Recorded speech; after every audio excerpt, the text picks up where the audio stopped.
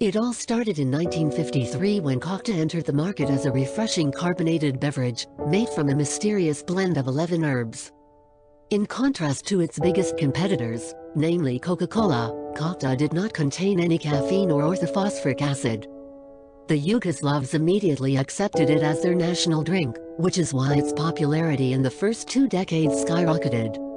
On account of that, it achieved an average of 25% annual sales growth in the first 14 years, making it a true symbol of ex-Yugoslavia. Its downturn began in the 80s, with the start of massive globalization.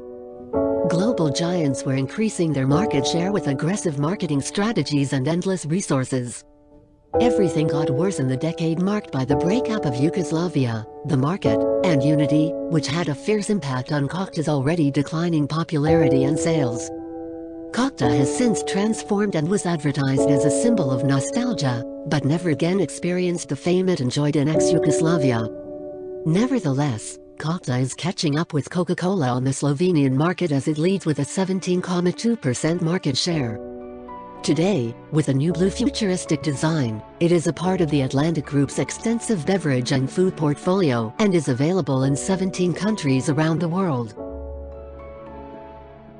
Despite positive economic growth, in recent years, carbonates have faced negative public opinion due to health concerns associated with high sugar content and low nutritional value, leading to a shift to healthier beverages, such as those with lower sugar or added functional ingredients. This is Cockta's biggest competitive advantage. Their unique composition provides for a natural, carbonated drink, being made solely on the basis of rosehip and other herbs, as well as being caffeine and phosphoric acid-free. Cockta has also withstood the rising health awareness trend with the introduction of a lighter version of their drink in 2005, named Cockta Free. The COVID-19 pandemic has aggravated trends that were already present within the carbonates industry. More people working and studying from home contributed to off-trade growth, whilst many consumers stockpiled goods at the beginning of the pandemic for fear of shortages. With carbonated drink growth being driven by an increase in tourism and disposal incomes, Cockta faces opportunities in highly touristic countries with an increased visitation of people and their purchasing power. The Italian financial market is similar to Cockta's domestic market, as both are part of the European Union.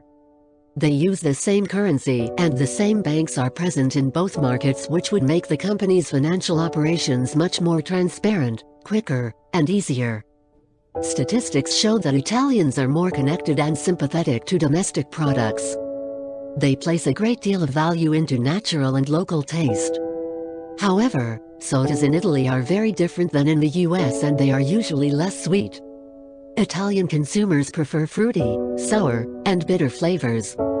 Data also shows that Italian consumers are becoming increasingly aware of the negative effects of sugar. Their consumption of beverages high in sugar has dropped by more than 1% annually. We see a window of opportunity here for Cockta to enter the Italian market because of its natural ingredients and lower sugar contents in comparison to its biggest competitor Coca-Cola. It is also worth noting that Droga Kalitska is already exporting goods to Italy. Italians are historically very connected to art, culture, and music. Therefore, Cockta could enter the Italian market with a strategy to connect with the Italian young population through music and electronic festivals.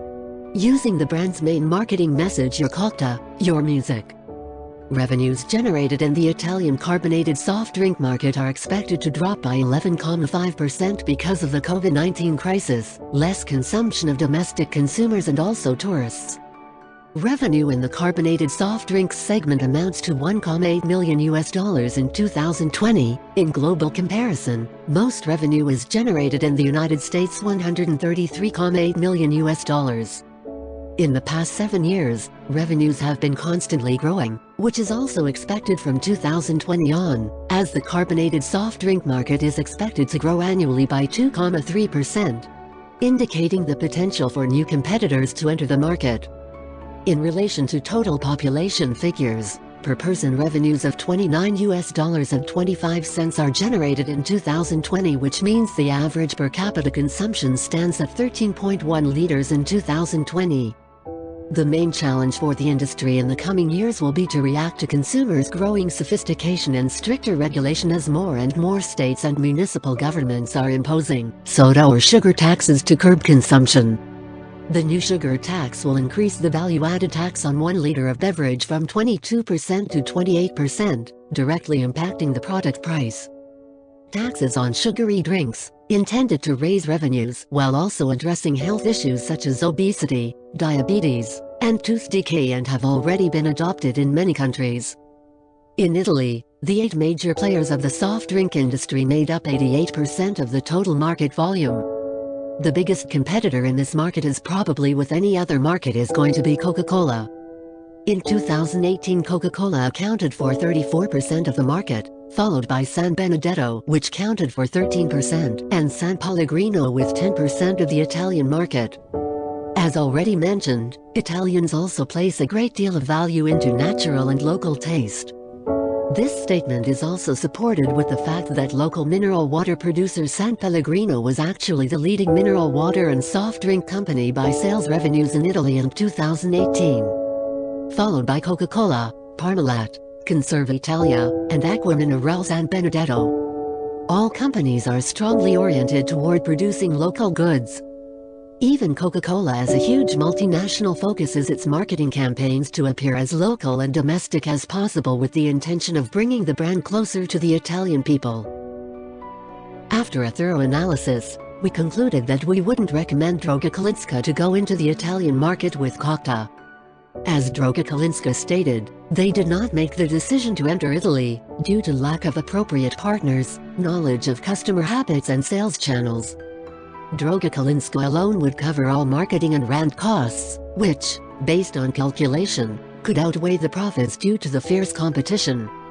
Coca-Cola already controls a major part of the Italian soft drink market, and the other companies with bigger shares are all from Italy, which shows that Italians probably wouldn't be in favor of a Slovenian industry over Italian ones. An argument against entry is also the EDB index of Italy, which is below the EU average, as Italy ranks 58th for overall ease of doing business and 98th for starting a business, out of 190 economics.